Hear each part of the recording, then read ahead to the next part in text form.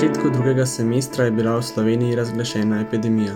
Kako je v tem času potekal krizni menedžment na oddelku za lesarstvo, smo povprašali prodekana dr. Milana Šerneka in profesorja dr. Jožeta Kropuška. Kakšna je bila pripravljenost na zaprtje oddelka?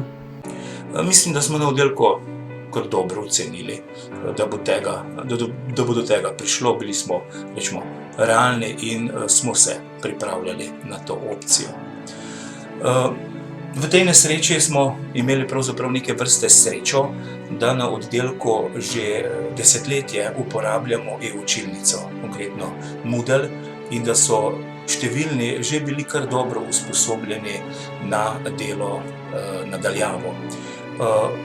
Poleg tega pa je oddelek, fakulteta in univerza takoj začela z intenzivnimi izobraževanji, raznimi webinarji, delavnicami, v okviru katerih so se naši profesorji in asistenti hitro usposobili za delo z različnimi orodji, z različnimi postopki, demonstracijami, kako torej izvesti predavanja in tudi del vaj na daljavo.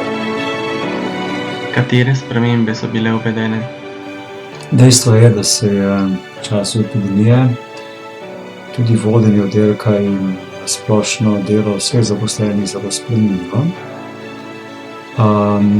Na področju menedžmenta je bilo narejenega ogromno, predvsem pa je bilo uvedenih veliko novih sestankov, kriznih sestankov z ljudmi, ki so za določena področja odgovorni. Med drugimi je bilo ogromno vključevanja IT komisije v delovanje tako fakultete kot oddelka, ki je del te fakultete. Torej, krizni menedžment načeloma se je odvijal na nivoju fakultete, na nivoju oddelka zelo malo. Bili smo pa na nivoju oddelka zelo aktivni, tudi v postavljanju izhodišču, postavljanju ciljev, postavljanju, kako do teh ciljev priti, predvsem, kot sem rekel, preko IT komisije. Kako je potekalo raziskovalno delo? Precej več je bilo, konkretnih izzivov na področju raziskovalnega dela. Raziskave večinoma seveda tečejo z posebno opremo, v laboratorijih, posebnih okoljih, kontroliranih okoljih.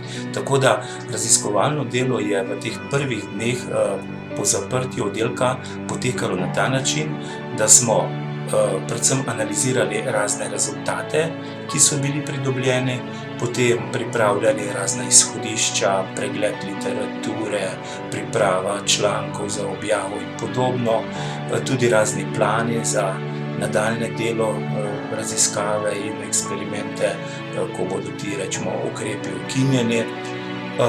Moramo vedeti, da smo tudi seveda določene eksperimente bili prisiljeni na nek način zaključiti, ker bi bila prevelika škoda, nekateri eksperimenti tečejo recimo nekaj mesecev, in smo torej ob seveda zagotavljanju ustreznih varnostnih ukrepov nekatere eksperimente potem s posameznimi raziskovalci v nekaj, kratkih obiskih speljali do konca in zaključili.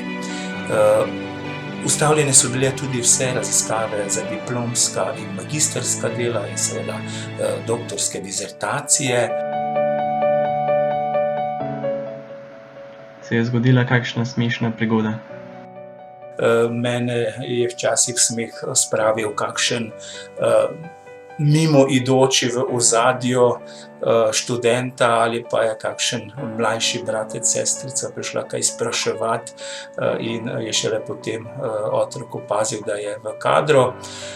Sam konkretno pa sem tudi naredil eno zadevo, ki sem se ji potem kasneje nasmejal, in sicer sem mislim, da kar eno minuto študentom z veliko vnemo razlagal in vrtel moje slajde in so me šele potem tako po dobri minuti opozorili, da nič ne slišijo, ker sem imel mikrofon izključen. Bi za konec kaj dodali?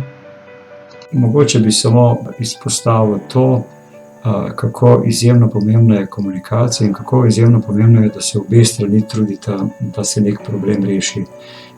Če bi v tej krizni situaciji, ki je nastala, študentje ne sodelovali tako kot ste, potem bi verjetno to bil resnično velik problem.